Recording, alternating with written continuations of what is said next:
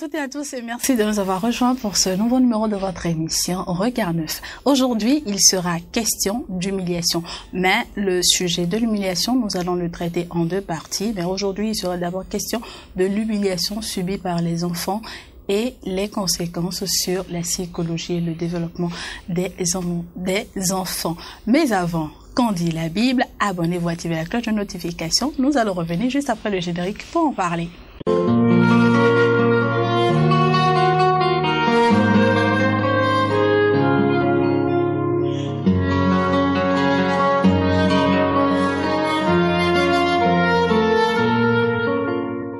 Je l'ai annoncé en introduction, si vous venez de nous rejoindre, aujourd'hui nous allons parler de l'humiliation subie par les enfants et les conséquences sur le développement psychologique et le rendement scolaire des enfants.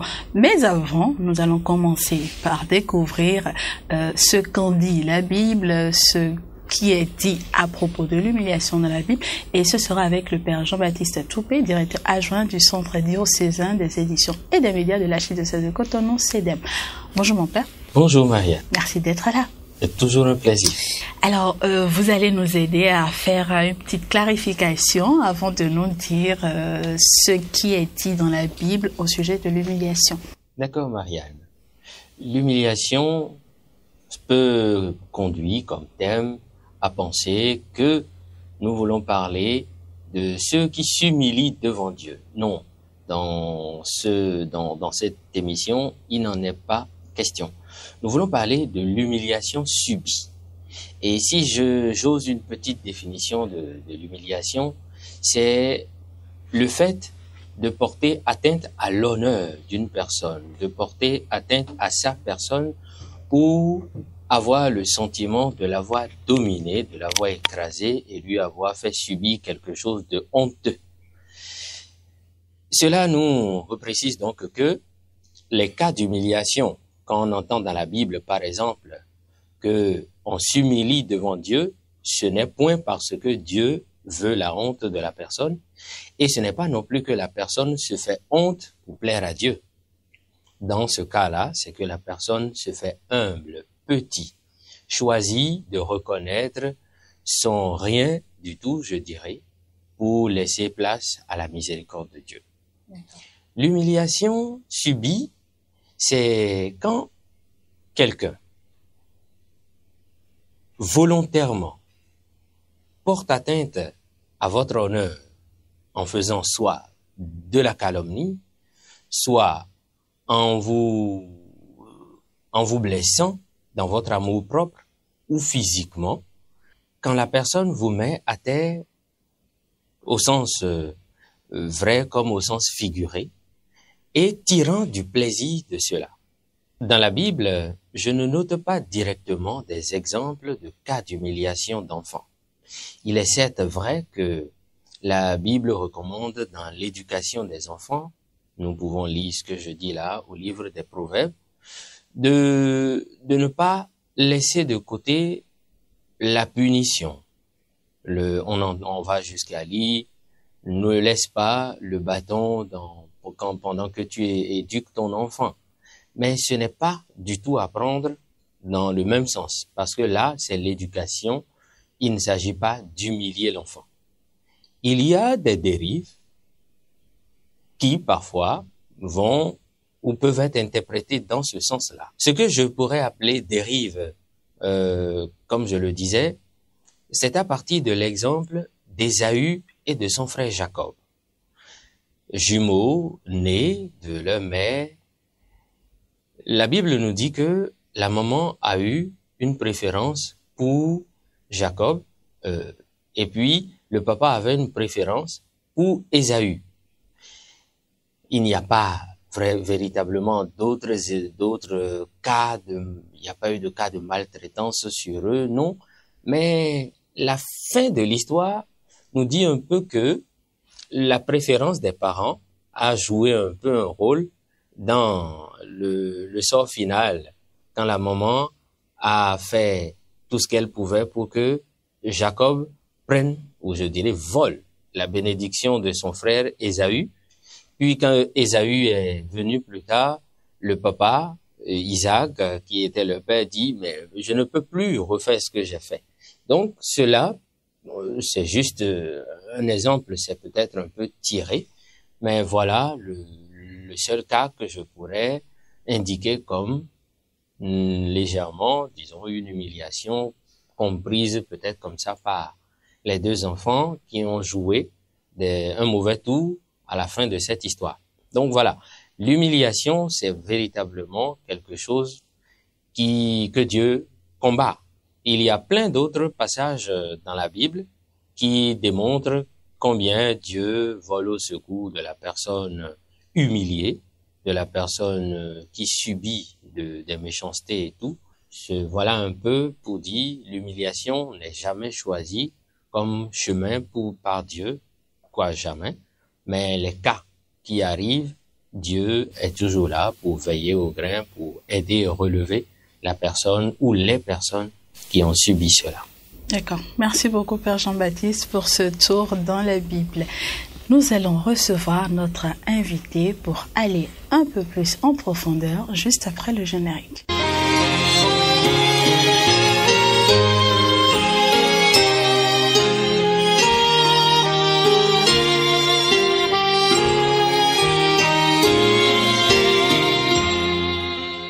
Nous irons en profondeur pour creuser un peu plus et découvrir les conséquences que l'humiliation peut avoir sur un enfant et ce qu'il peut traîner comme séquelles sur la durée. Et pour en savoir plus, je reçois aujourd'hui Monsieur André Alironou. Il est psychologue clinicien. Bonjour Monsieur Alironou. Bonjour Marianne. Merci d'avoir accepté notre invitation. C'est un plaisir. Merci pour la confiance. C'est nous. Alors, dites-nous, première question, quelles sont les formes que peut prendre l'humiliation chez un enfant? Déjà, on peut dire de façon générale, il faut reconnaître tout simplement que l'humiliation, c'est une forme de violence. Et pour ne pas dire quelque part, ça se retrouve dans pratiquement toutes les formes de violence. Donc, que ce soit sur le plan physique, moral, psychologique, j'irais même religieuse et tout le reste, on peut retrouver de l'humiliation quelque part. Maintenant, la forme que ça va prendre, c'est-à-dire le corps que l'enfant va donner à ce qui lui arrive, dépendra aussi de son environnement, de la profondeur de l'humiliation, mais aussi de qui est cet enfant, qui il est, quels sont ses caractères. Lorsqu'on prend un parent qui porte des blessures intérieures assurément et qui rejette ou bien l'exprime en humiliant son enfant, par quel comportement une personne qui est à côté peut se dire ou bien peut constater que ce comportement, on doit le catégoriser dans le lot, voilà, on doit le qualifier d'humiliation. Voilà. Je prends par exemple la punition, hein. Nous tous on est d'accord avec, on dit souvent, la majorité on est d'accord qu'il faut punir l'enfant. Oui. Il faut souvent mais lorsque vous dépassez la bonne normale, lorsque vous dépassez le normal, vous rentrez dans l'essai, alors on parlera d'humiliation. Vous voulez taper votre enfant, il a fait une faute, d'accord, il a fait quelque chose, vous jugez de négatif, vous voulez le taper. Vous pouvez taper votre enfant dans votre salon, vous pouvez le taper dans la chambre, il peut prendre quelques coups dans la main, mais se mettre à gifler votre enfant dans la cour, devant tout le monde, l'amener à l'école, devant ses camarades, et commencer par l'injurier, montrer qu'il pisse au lit et tout ça, ouais, ça dépasse déjà la punition. Vous sortez déjà du lot de lui donner une leçon pour qu'il apprenne. Vous sortez du lot, là vous ne le ramenez, mais vous le rabaissez totalement devant tout le monde. Donc chaque fois que vous allez poser un essai, avec un arrière-pensée, parce que vous savez que ce que vous êtes en train de faire va lui faire très mal. Et dès que c'est comme ça, sachez que vous êtes en train de vraiment l'humilier. Sur toutes les formes, les injures, je dis toujours, vous faites très attention parce que ce sont les formes d'humiliation qui restent, qui laissent des séquelles, je vais dire, sur toute la durée de la vie de l'individu. D'accord. Alors, puisqu'on en parle déjà, quelles sont les conséquences sur la psychologie de l'enfant? Bien, vous allez avoir un enfant totalement replié sur lui-même, puisque si on vient me dire que voilà, Alidogo Yaya à l'école, pisseur au lit à l'école, est-ce qu'il aura le courage de rentrer dans ses amis? il aura le courage de dormir en classe? Non. Il aura le courage d'aller jouer au foot avec ses amis ou de jouer à la corde, je ne sais pas si c'est une fille. Est-ce que, donc, vous voyez, l'estime de cet enfant est totalement mise en mal. L'enfant, parce qu'il a fait une faute, vous le déposez là, vous l'insultez, il n'a pas droit à l'explication. Il finit, vous parlez, vous dites tout, à tort et à travers, avec raison ou pas, mais vous finissez, vous ne l'écoutez pas, vous ne lui donnez pas l'occasion de s'exprimer. Et quand c'est comme ça, l'enfant se sent totalement humilié parce que même si il a tort, il voudrait que vous l'écoutez pour voir où il a mal fait. Mais chaque fois, vous ne lui donnez pas l'occasion, il va finir par se replier. Même en classe, il aura les bonnes réponses, mais il va regarder, le maître ne m'a pas encore donné la parole. Ses résultats donc scolaires vont être impactés. Sa sociabilité va être impactée. Et bon, après, c'est un enfant qui va rester replié sur lui-même, qui ne va pas avoir de l'initiative et qui va quand même rester dans un style un peu malade en fait. Merci beaucoup Monsieur Alironou pour ces explications. Nous allons passer à la liaison pour avoir d'autres éléments de réponse.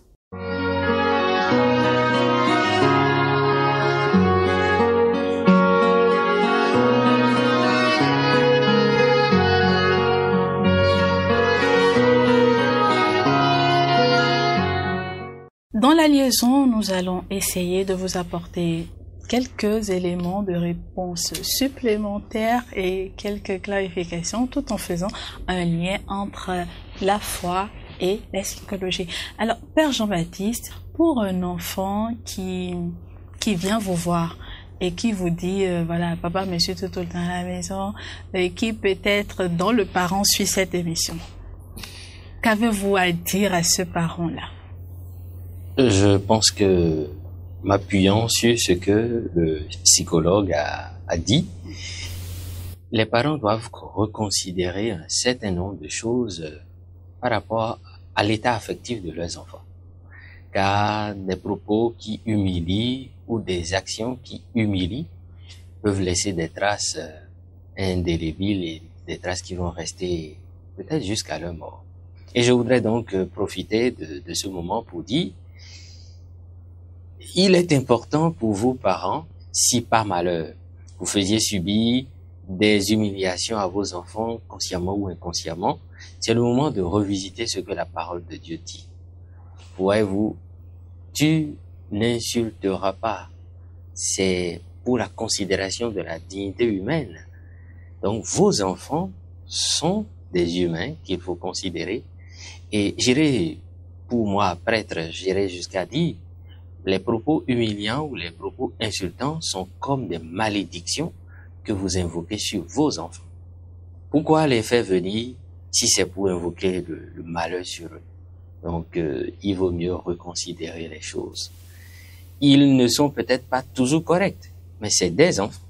D'accord. Merci beaucoup, Père Jean-Baptiste. Monsieur Alironou, j'ai bien envie de vous demander de donner un conseil aux enseignants, aux instituteurs, pour qu'ils revoient peut-être leur façon de faire, parce qu'il y en a qui ont des méthodes peu orthodoxes pour corriger, entre griffes, pour inculquer le savoir.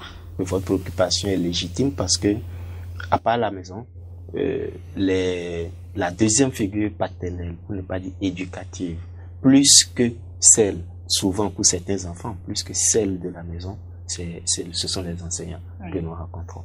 Et donc, souvent, il arrive d'entendre « ma maîtresse a dit ». L'enfant qui dit ça à ses parents, « ma maîtresse a dit », c'est mon maître qui a dit. Donc, ils ont une grande responsabilité éducative et je pense que c'est à vouloir bien faire que certains font très mal. Il faut se l'avouer, certains font très mal. Ils pensent que les méthodes peu orthodoxes qu'ils emploient, qui marchent chez un petit pourcentage de certains d'enfants, doit être généralisé. Pourtant, ils créent de petits monstres. Et je pense que c'est pas pour rien qu'on prône de plus en plus aujourd'hui l'enseignement sans le bâton. Et on a fait la preuve, je pense. Et je le dis souvent aux enseignants pour les convaincre.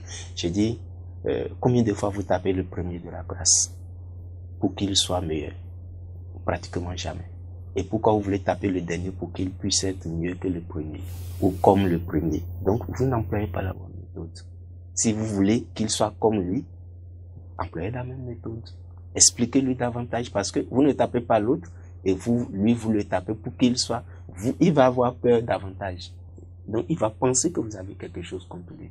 Et c'est ça qu'il faut éviter parce que, j'ai dit, ils sont des éducateurs. Il faut que l'enseignant trouve la bonne méthode pour que l'enfant lui soit loyal en quelque sorte. Quand je dis soit loyal, que l'enfant veuille lui faire plaisir, que l'enfant veuille apprendre sans avoir la pression, ou juste faire plaisir à mon enseignant, pour faire plaisir à mes parents, etc. Donc, c'est cette image-là qu'on doit apprendre à cultiver. Et c'est vrai, le métier de l'enseignant, c'est pas facile. Il faut cultiver beaucoup de patience. Il faut cultiver vraiment la patience. Et il faut apprendre à écouter les enfants et certains enseignants, je le dis, le font très bien. Apprendre chaque enfant comme il est, tel qu'il est. Tous les enfants sont égaux et tous sont très intelligents. Il suffit juste de trouver le levier de chacun et puis vous avez une classe merveilleuse. D'accord. Merci beaucoup, monsieur Alejono. Amis internautes, ce sera tout pour ce numéro. Nous allons parler aujourd'hui de l'humiliation subie par l'enfant. Vous l'aurez compris, des avis de prêtres et de spécialistes. De grâce, évitez d'humilier. Évitez d'humilier, vous allez former de petits monstres qui, à l'âge adulte, retiendront de vous. Mon papa, il était mon maître, il était connu parce qu'il tapait de telle façon. De grâce, travaillons à corriger cette image-là dans l'esprit, dans la tête des enfants. Soyez à l'écoute, trouvez la bonne méthode et surtout, essayez d'être vous-même ce que vous voulez qu'il soit et tout ira très bien à la maison comme à l'école. Merci beaucoup de nous avoir prêté votre attention. Merci de nous avoir suivis. Activez surtout la cloche de notification si ce n'est pas encore fait. Et on se dit à très bientôt pour un nouveau numéro de votre émission Regard Neuf.